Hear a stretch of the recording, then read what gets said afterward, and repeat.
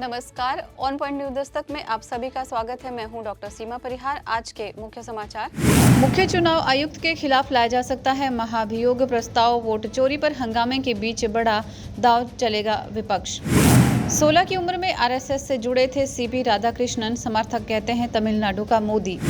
किसी एक संस्था को असीमित अधिकार देना लोकतंत्र के लिए चिंताजनक, पूर्व सीजेआई खन्ना ने कहा। दी बंगाल फाइल्स के निर्देशक विवेक अग्निहोत्री पर एक और एफआईआर। गोपाल मुखर्जी के परिवार ने लगाए गंभीर आरोप। मनिका विश्वकर्मा के सिर सजा मिस यूनिवर्स इंडिया 2025 का ताज।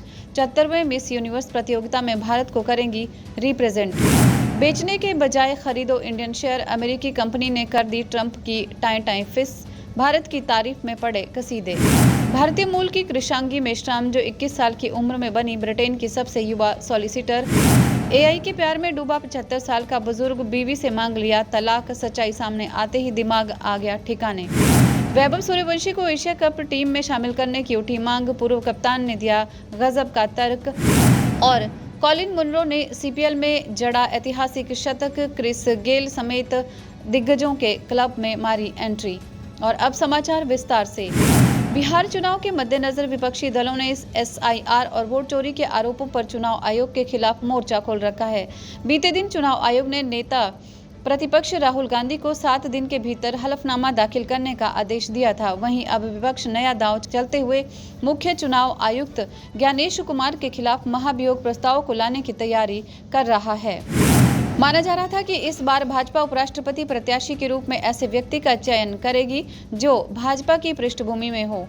भाजपा संसदीय बोर्ड का निर्णय भी वही रहा। दरअसल सीपी राधाकृष्णन किशोरावस्था से ही आरएसएस और जनसंघ से जुड़ रहे हैं। 16 साल की उम्र में आरएसएस के स्वयंसेवक के रूप में शुरुआत करते हुए वो 1974 में भारतीय जनसंघ की राज्य कार्यकारी समिति के सदस्य बने। 1996 में उनको तमिलनाडु भाजपा का सचिव नियुक्त किया गया और 1998 में कोयम्बटूर से पहली बार लोकसभा के लिए चुने गए। 1946 के कलकत्ता दंगे के समय हिंदुओं की रक्षा करने में महत्वपूर्ण भूमिका निभाने वाले गोपाल मुखर्जी उर्फ गोपाल पाठक के परिवार ने फिल्म द बंगाल फाइल्स के निर्देशक विवेक अग्निहोत्री के खिलाफ एफआईआर दर्ज करवाई है। उनका आरोप है कि इस फिल्म में गलत तथ्यों को पेश करके गोपाल पाठक की छवि विकृत करने की कोशिश की गई है।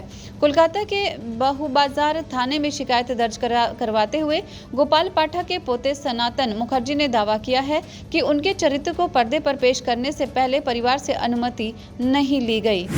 भारत के पूर्व प्रधान न्यायाधीश संजीव खन्ना ने एक साथ चुनाव कराने संबंधी विधेयक की समीक्षा कर रही संसदीय समिति से कहा है कि किसी प्रस्ताव की संवैधानिक वैधता यह नहीं दर्शाती कि उसके प्रति प्राविधान वांछनीय या आवश्यक भी हैं।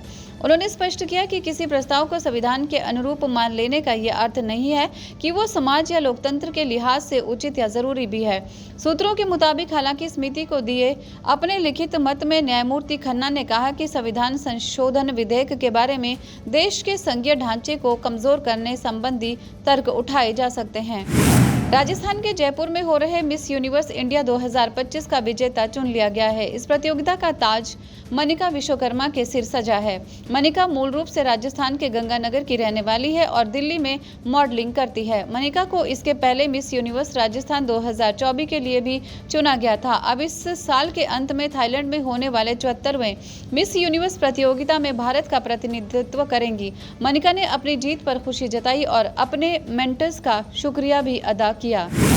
अमेरिकी ब्रोकिंग फर्म जेफरीन ने अपने ग्राहकों को भारतीय शेयर बेचने के बजाय खरीदने की सलाह दी है, क्योंकि अमेरिकी राष्ट्रपति डोनाल्ड ट्रंप की टैरिफ नीतियों का यू टर्न लेना तय है। सोमवार को एक रिपोर्ट में ये जानकारी दी गई। जेफरीज की रिपोर्ट में अमेरिकी ब्रोकिंग फर्म के एक प्रमुख विश्लेषक क्रिस्टोफर वुड ने सुझाव दिया कि उनके ग्राहक मौजूदा वैश्विक बाजार के माहौल और इस संभावना को देखते हुए भारत में निवेश करने पर विचार कर सकते हैं कि ट्रंप अंततः अपना रुख बदल देंगे, जो अमेरिका के हित में नहीं है।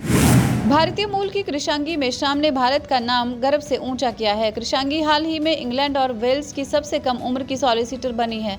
वो केवल 21 साल की हैं। कृषांगी मेश्राम मूल रूप से पश्चिम बंगाल में पली बड़ी हैं और वो वर्तमान में संयुक्त अरब अमीरात में रहती हैं। उन्होंने महज 15 साल की उम्र में मिल्टन कीन्स स्थित ओपन यूनिवर्सिटी से कानून की पढ़ाई शुरू की थी। उन्होंने केवल 18 साल की उम्र में कानून में प्रथम श्रेणी में ऑनर्स की डिग्री हासिल की थी।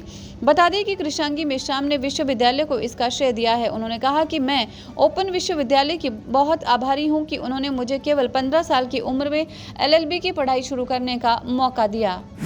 आज का समय आर्टिफिशियल इंटेलिजेंस का है। इस तकनीक ने एक नई बहस छेड़ दी है। कुछ लोग इसे सही और मददगार बता रहे हैं, वहीं कुछ लोगों का कहना है कि ये लोगों की नौकरियों को खा जाएगी। इस बीच AI से जुड़ी एक ऐसी खबर सोशल मीडिया पर छाई हुई है जिसने सभी को हैरान कर दिया है।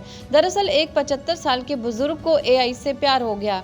शख्स AI के प्यार में ऐसा खोया कि उसने अपनी बीवी को तलाक देने की योजना बना ली। बाद में स्थिति तब बदली जब उनके बुजुर्गों के बच्चों ने इस मामले में अपना दखल देना शुरू किया। उनके बच्चों ने बताया कि दिन भर वह जिससे प्यार कर बैठे हैं और बातें करते हैं वो केवल एक प्रोग्रामिंग है, ना कि कोई मनुष्य है। बता दें कि AI चैट बॉक्स की ये रोमांटिक लहर पश्चिमी देशों में भी रिश्तों पर असर डाल रही है।